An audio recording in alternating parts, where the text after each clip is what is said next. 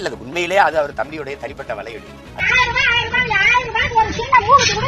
டெல்லிக்கு out of control தான். புலம்புறது out of control இல்ல, அண்டர் கண்ட்ரோல். ஸ்ரீவித்யா மீது சைபர். அனைவருக்கும் வணக்கம். இந்த காணொலியில் ஒரு 4 விஷயத்தை பற்றி பார்க்கலாம். இன்றைக்கி பத்திரிகையாளர்கள் அண்ணன் சீமாட்ட கேட்குறாங்க, சாட்டை சேனலுக்கு உங்களுக்கு எந்த சம்மந்தம் இல்லை அப்படின்னு சொல்லி ஒரு அறிக்கை வெளியிட்டீங்களே, எதனால் அறிக்கை வெளியிட்டீங்க? சாட்டை துரைமுருகன் நாம் தமிழர் கட்சியில் இருக்காரா இல்லையா அப்படிங்கிற கேள்வி கேட்குறாங்க. அதுக்கு அண்ணன் சீமான் அவர்கள் வேறு லெவலில் பதில் கொடுக்குறாரு அப்படின்னு தான் சொன்னோம். இந்த மாதிரி சாட்டை சேனல் அப்படிங்கிறது அவருடைய தனிப்பட்ட சேனல். அந்த சேனலில் வரக்கூடிய கருத்துக்கு அவர் தான் பொறுப்பேற்கணும். நாம் தமிழர் கட்சி பொறுப்பேற்காது. எல்லாரும் என்ன நினைக்கிறாங்க அப்படின்னா, நான் சொல்லி தான் பேசுகிறாரு, என்கிட்ட கேட்டு தான் அவர் பேசுகிறார் அப்படின்னு சொல்லி நினைக்கிறாங்க. அப்படி கிடையாது. அது அவருடைய தனிப்பட்ட வலைவலி. அந்த வலைவலில் அவர் யாரை பற்றி என்ன வேணால் பேசுவார். அப்படி பேசுகிறது அவருடைய கருத்து. அவர் மேடையில், நாம் தமிழர் கட்சி மேடையில் பேசுகிறது மட்டும்தான் அந்த கட்சி கருத்தாக எடுத்துக்கணும் அப்படிங்கிறத நிறைய பேர் என்கிட்ட கேட்குறாங்க. அது நீங்கள் சொல்லி தானே பேசுகிற அப்படின்னு சொல்லி. அப்படி கிடையாது அப்படிங்கிறது தான் நான் அந்த ஒரு அறிக்கை வெளியிட்டேன் அப்படின்னு சொல்லி அண்ணன் சீமான் அவர்கள் கரெக்டாக பதிலடி இந்த ஊடகங்களுக்கு கொடுக்குறா. ஏன்னா ஊடகங்கள் இந்த மாதிரி ஒரு தரங்கட்டு போய் இப்போ போன வீடியோ கூட போட்டால் பாருங்கள், காசு வாங்கிட்டு அவதூறு பரப்பணும் அப்படிங்கிற நோக்கோட இஷ்டத்துக்கு வெளியிட்டு இருக்காங்க. அது மட்டும் இல்லாமல் நான் சாட்டை கட்சியில் இருக்காருன்னு கேட்டதுக்கு அவர் கட்சியில் தான் இருக்கிறாரு, ஏன் உங்களுக்கு இந்த அப்படின்னு சொல்லி பார்த்தீங்கன்னா காரி துப்பி இருக்காரு. அதாவது சாட்டை சேனலு நாம் தமிழர் கட்சிக்கு எவ்வளோ தூரம் ஒரு முக்கியமான சேனல் அப்படின்னா, இப்போ இவங்கெல்லாம் என்ன சொல்கிறாங்க, வைண்டராஜனை பற்றி சாட்டை பேசிட்டாரு அதனால தான் அப்படின்னு சொல்லி இவங்கெல்லாம் சொல்கிறாங்க. ஆனால் உண்மை என்ன தெரியுமா? இப்போது வைண்டராஜன் அப்படிங்கிற ஒரு நபர் 5000 கோடி கவர்மெண்ட்டுக்கு ஏமாற்றி மணலை கொள்ளையடிச்சக்கான விஷயம் எனக்கு தெரியாது, சத்தியமாக தெரியாது. சாட்டை அப்படிங்கிற ஒரு பெரிய சேனல் வச்சு ஒரு பாசிட்டிவ் சப்ஸ்கிரைப் வச்சுருக்க ஒருத்தர் வைகுண்டராஜன் அப்படிங்கிற ஒருத்தர் இருக்கார். அவர் மணல் கொள்ளையன், மணலை கொள்ளையடிக்கக்கூடிய ஒரு நபர். அவர் தான் நியூஸ் 7 சேனல் வச்சுருக்காரு அப்படிங்கிற விஷயத்தையெல்லாம் சாட்டை சொல்கிறாப்புல. அப்போ அது என்ன அப்படின்னா, நம்மள மாதிரி ஆட்களுக்கு ஓஹோ இவர் இவ்வளோ வேலை பண்ணுறாரா, இவ்வளோ பெரிய கொள்ளையடிக்கிற ஒரு ஆளா வைகுண்டராஜன், இப்போ வைகுண்டராஜன் ஒருத்தர் இருக்காரா அப்படின்னு சொல்லி பொது மக்கள்கிட்ட இவங்கெல்லாம் ஊழல்வாதிகள் அப்படிங்கிறத போட்டு உடைக்கிறாரு. ஆனால் இவங்க என்னென்னா, அது சீமான் வைண்டராஜனுக்கு காசு வாங்குறாரு அதனால் அப்படியே இவங்க உருட்டுவாங்க. ஆனால் அதெல்லாம் அப்படி கிடையாதுங்க. ஆனால் சீமான் அவர்கள் வைகுண்டராஜன் அதுக்கும் என்ன இவங்களுக்கு என்ன ஆதாரம் இருக்குது? அதெல்லாம் ஒரு ஆதாரம் இல்லை. சாட்டையை பார்த்தீங்கன்னா ஒரு ஒரு கரெக்டான வழியில் கொண்டு போகணும் அப்படிங்கிறது தான் நான் சீமான் அவர்கள் அந்த மாதிரி அறிக்கை விட்டுருப்பாலே ஒழிஞ்சு, மற்றபடி இவங்க வன்மத்தை கக்கிற மாதிரிலாம் ஒன்றும் இருக்காது அப்படிங்கிற மாதிரி தான் இருக்குது. அடுத்த டாபிக் பார்த்தீங்கன்னா, திராவிட நட்பு கழகத்தில் ஸ்ரீதிவ்யா அப்படிங்கிற ஒரு ஆள், ஒரு கேவலமான இழிவான பெண் அப்படின்னா அது ஸ்ரீதிவ்யா தான். ஆனால் சீமான் அவர்களை டே சீமான் அப்படின்னு தான் கூப்பிடுவேன். அந்த கரியாளன் சேனலில் உட்காந்து டே சீமான் தான் கூப்பிடுமா. இது மேலேயெல்லாம் நாம் தமிழர் கட்சி வழக்கு போட்டிருக்கணும். ஆனால் போடலை. போட்டாலும் பார்த்தீங்கன்னா வழக்கு எடுக்க மாட்டாங்க. நாக்பூர் நாய் சீமான் அப்படின்னு சொல்லி இது பேசும். இந்த சுப்பவி கட்சியில் திருமணம் கடந்த ஒரு கட்சி நடத்தல சுப்பவி, அந்த கட்சியில் இருக்கக்கூடிய ஒரு நபர் இந்த ஸ்ரீதிவ்யா மேலே அதிமுக சேர்ந்த வழக்கறிஞர் தமிழ்செல்வன் அவர்கள் இந்த மாதிரி எங்களுடைய பொதுச்செயலாளர் எடப்பாடி அவர்களை ரொம்ப கொச்சை ஆபாசமாக பேசுது, அதனால் அது மேலே நடவடிக்கை எடுக்கணும் அப்படின்னு சொல்லி காவல்துறையில் கேஸ் கொடுக்குறாரு. வழக்கம் போல் கேஸ் எடுக்கலை. அதுக்கப்புறம் நீதிமன்றத்தில் மனு தாக்கல் செஞ்சுருக்காரு. அதை விசாரித்த நீதிபதி சுல்தான் அவர்கள் ஸ்ரீதிவ்யா மீது சைபர் கிரைம் வழக்கு பதிவு செய்யணும். ஜூன் 26ஆம் தேதி ஸ்ரீதிவ்யா விசாரணைக்கு ஆஜராக வேண்டும் அப்படின்னு சொல்லி ஆப்போச்சு விட்டார். நீ இப்படி எல்லா தலைவரும் பார்த்தீங்கன்னா கொச்சையாக ஆபாசமாக இழிவாக, இப்போ இதே மாதிரியே இதே ஸ்ரீதிவ்யாவை போடி ஸ்ரீதிவ்யா, வாடி ஸ்ரீதிவ்யா, நீங்களாம் என்னடி அப்படின்னு சொல்லி நான் பேச மாட்டேன். பேசணும் அப்படின்னா உடனே கொந்தளிப்பாங்க. எப்படி பேசலாம், பெண்களுக்கு இவ்வளோதான் மரியாதையா அப்படின்னு சொல்லி பேசுவாங்க. ஆனால் ஒரு கட்சியோட தலைவராக இருக்கிற அண்ணன் சீமான் அவர்களை விஷத்தை குடிச்சிட்டு சாவுடா நாயே, சீமானானே விஷத்தை குடிச்சு சாகணுமா நாயே, அவனுக்கு மனதில் பிரச்சனை இருக்குது. இப்போ அதாவது அவருக்கு பர்சனாலிட்டி டிஸார்டர் இருக்குது. அவன் காலையில் ஒன்று பேசுவான், நைட்டு ஒன்று பேசுவான், மத்தியானம் ஒன்று பேசுவான், அவன் அப்படின்னு சொல்லி அண்ணன் சீமான் அவர்களை கொச்சப்படுத்தி பேசுது.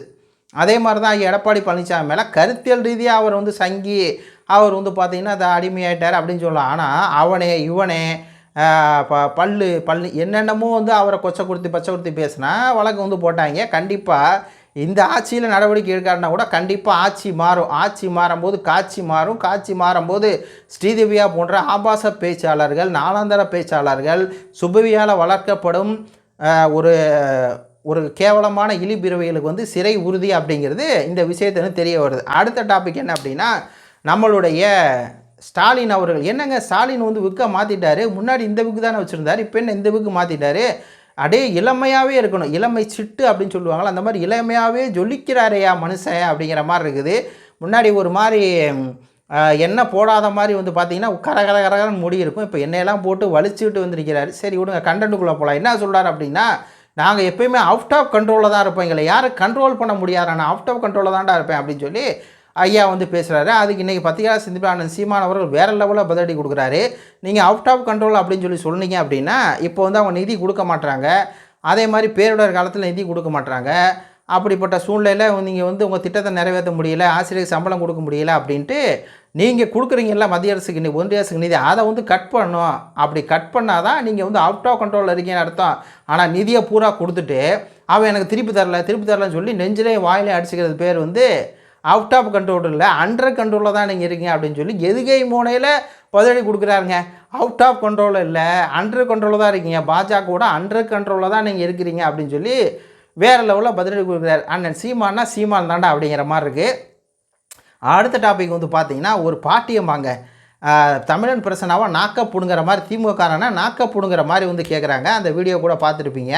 அதாவது 1000 ரூபா கொடுத்துட்டோம் சொல்லி சும்மா வந்து பார்த்தீங்கன்னா பேசியிருக்கேன். என்னடா திமுக என்ன சாதனை பண்ணுச்சு, பெண்களுக்கு 1000 ரூபா கொடுத்தோம். அதான் அந்த பாட்டி வந்து கேட்குது, 1000 ரூபா வச்சு ஒரு சின்ன மூக்குத்தி கூட வாங்க முடியாது, போங்கடா உங்களுடைய இந்த கேவலமான பேச்சு 1000 ரூபா கொடுத்தோம்னு சொல்லி பேசுகிறீங்களே அப்படின்னு சொல்லி காரி வந்து துப்பி விட்டுச்சு. உடனே தமிழன் பிரச்சனை வந்து நீங்கள் எவ்வளோ சம்பாதிக்கிறீங்க ஒரு நாளைக்கு, ஆனால் 300 ரூபா சம்பாதிக்கிறேன், அப்போ நீங்கள் மாதம் 9000 ரூபா சம்பாதிக்கிறதுக்கு 1000 ரூபா இதாக தான் தெரியும், உங்களுக்கு வந்து அப்படி தான் தெரியும். ஆனால் இந்த கூட்டத்தில் வந்து யாரெல்லாம் வந்து 9000 சம்பாதிக்காமல் இருக்கீங்க கை தூக்குங்க. உடனே ஒரு 4 பேர் தூக்கணுன்னே பார்த்தீங்களா இவங்களுக்குலாம் 1000 ரூபா தேவைப்படும், உங்களுக்கு ரேஷன் கார்டா அப்படின்னு சொல்லி பார்த்தீங்கன்னா அப்படியே எள்ளி நகையாடி இந்த பாட்டியை வந்து கிரிட்டிசைஸ் பண்ணுறாராம். ஆனால் அந்த பாட்டி நாக்கப்படுங்கிற மாதிரி வந்து கேள்வி கேட்டுச்சு. அதாவது எதை இவங்க அப்பா வீட்டு காசை வந்து எடுத்து ஸ்டாலின் அவர்கள் கொடுக்குற மாதிரி, அது உதயநிதி கேட்டார் இல்லையா நிர்மலா சீதாராமன், அதே அங்கில் தான் கேட்குறேன், தப்பாக எடுத்துக்காதீங்க. ஏதோ உங்கள் காசு எடுத்து கொடுக்குற மாதிரி, அது மக்களோட வரிப்பணம், அந்த அம்மாவோட வரிப்பணம், அதை எடுத்தானே கொடுக்குறீங்க. நலத்திட்டங்கள் பல இது செஞ்சு வேலை வாய்ப்பு கொடுக்கறதுக்கு உண்டான விஷயத்தை பார்க்கலாம். 1000 ரூபா கொடுத்து நீங்கள் கொடுத்துட்டோம் சொல்லி ஓட்டுக்காக ஏமாத்துறீங்க அப்படிங்கிறதா பேட்ரு. அது மட்டும் இல்லாமல் 10 லட்சம் கோடி கடை இருக்குது தமிழ்நாடு தலையில். இவங்க ஆட்சிக்கு வந்தோடனே இதுவரை 4 லட்சம் கோடி கடன், இவங்களே கடன் வாங்கி மக்களுக்கு வந்து 1000 கொடுத்துட்டு ஏதோ 1000 கொடுத்தது பெரிய சாதனை மாதிரி. 1000 ரூபா காசு கொடுக்கூடாது, மக்களுக்கு மாதம் 10,000 உண்டான வேலை கொடுக்கணும், டெய்லி 300 ரூபாய்க்கு 400 ரூபாய்க்கு உண்டான வேலை கொடுக்கணும். அப்படி வேலையை கொடுத்துட்டு உங்களுங்கெல்லாம் இப்போ வேலைக்கு போகிறீங்கல்ல, டெய்லி உங்களுக்கு 500 ரூபா சம்பளம் கிடைக்கிதுல்ல, அந்த தொழிலை ஏற்படுத்த நான் தான் அப்படின்னு சொல்லணும். ஆனால் அப்படி சொல்லாமல் 1000 ரூபா கொடுத்துட்டோம், ரேஷன் கார்டில் அரிசி ஃப்ரீயாக வருது, அந்த ரேஷன் கடையில் தான் டெண்டர் விட்றேன் அப்படிங்கிற பேரில் லாரி டெண்டரில் 1000 கோடி ஆட்டையை போடுறீங்களே, நீங்களும் மத்திய அரசு ரெண்டுலையும் சேர்ந்து. மற்ற இடத்துலாம் எதிரியாக இருப்பாங்களா, கொள்ளையடிக்கிறது மட்டும் நண்பர்களாக இருப்பாங்களா. அறப்போர் இயக்கம் வந்து வெளியிட்டாங்கல்ல, அப்போது வாயில் வந்து பார்த்தீங்கன்னா என்ன வேணால் இஷ்டத்துக்கு வந்து அடிச்சு விடலாண்டா, 1000 ரூபா கொடுத்துட்டோம் அப்படின்னு சொல்லி எங்களுக்கு ஓட்டு போடுங்க அப்படின்னு சொல்லி இவங்க கேட்டிருக்காங்கல்ல, அதை வந்து சாதாரண பார்ட்டிகள் கூட அடித்து உடச்சிட்றாங்க.